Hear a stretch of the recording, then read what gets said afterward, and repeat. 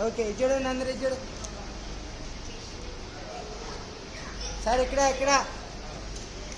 Smile smile okay ఒకసారి ఇది చూడాలి అందరూ ఒకసారి మాల్ నుంచి నా పేరు ఎర్రగొర్ల హనుమంతరావు, మా భార్య పేరు వై అంజమ్మ. నేను 11/4/87 ఆర్టీసీలో జాయిన్ అవ్వడం జరిగింది.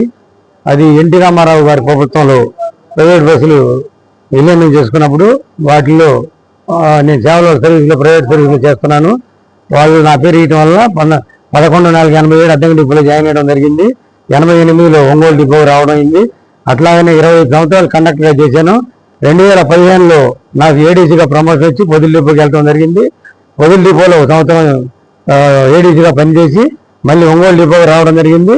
ఒంగోలు డిపోలో బస్ స్టేషన్ కంట్రోలర్గా ఈయన పదోన్నతి చేస్తూ ఈరోజు 30/6/25 తేదీన రిటైర్మెంట్